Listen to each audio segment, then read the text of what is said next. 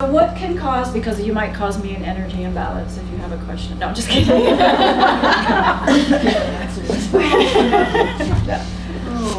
Okay, so what can cause imbalances in energy? So obviously physically you can have imbalances. If you have accidents, it could be sporting accidents, so any type of physical trauma. Emotions. Emotions are big.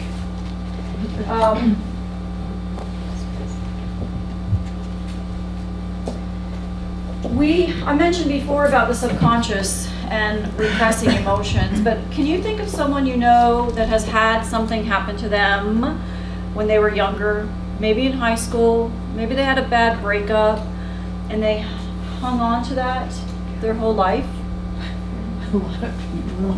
Yes, a lot of people. And sometimes you don't even realize that you held on to it either. Yes, you don't realize you hold on to it. Comes up later. It comes up when you're ready to deal with it. This is big. Emotional blockages. I mean, I'm a practical person, and I like to think, oh God, yeah, so what? Get on with it. You know, that's how I treat myself. Just get on with it.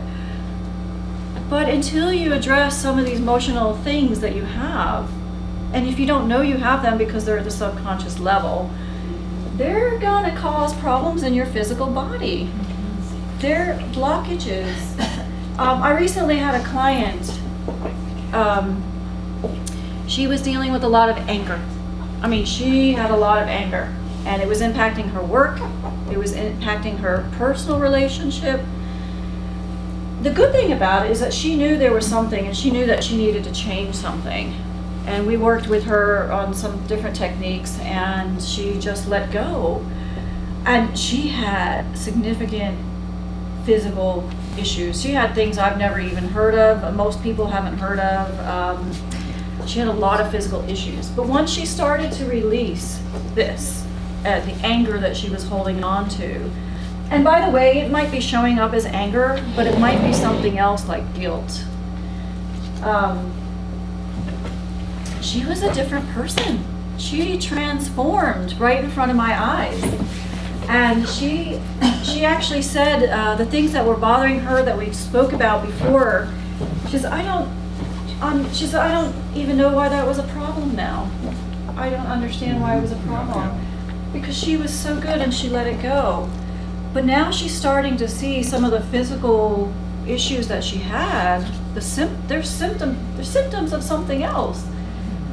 She's starting to improve physically in some of the illnesses that she had by just releasing her stuck emotions. So this is a big one. And you probably saw with me, you know, I thought I was doing all right in adult life, but once I started digging into things, you know, I realized that particularly guilt for me, there was a lot of guilt I was hanging on to. You know, I think, like, if you're my age or older, you might have been taught to hide it. You know, Yes. you're taught to, like, women are taught to be polite and nice all the time. Suck it up. Then in your 50s you get breast cancer, or 40s, or, you know, Yes. just Yes. sick, or. It's a very good point. And Men are taught not to, you know. don't show emotions. Yeah, exactly, You know, exactly. They're- someone said suck it up. You know, absolutely. But it impacts us. We don't realize it until probably it's too late. So, okay. So the other things that obviously you can do both. That's fine.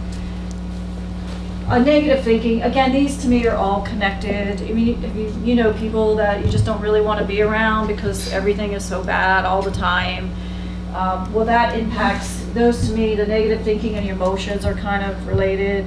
But I've been around folks that I've seen that there's always something wrong. But again, they always have a lot of physical problems. So it's amazing, the connection. Okay.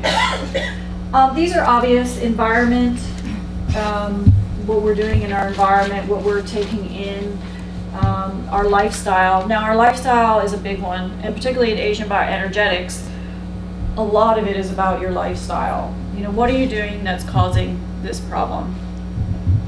For example, sugar it's said that white sugar, processed sugar is as addictive as cocaine. And I see people walking around with sodas in their hand all the time, and when they give them to the children all the time, it's like, oh, please don't. But everyone has their own thing and has their own journey, so no judging. But medications as well, exercise. The big one today, I think, is the connection that we have of technology. 24/7. In the corporate job I had, people go to bed with the phone on their nightstand. They get up in the middle of the night, we're checking emails. It's just like nonstop. And you think that you're expected to answer those, but some of that is pressure we put on ourselves as well. The lifestyle is really, really, really big. Okay, so any questions on energy and imbalances?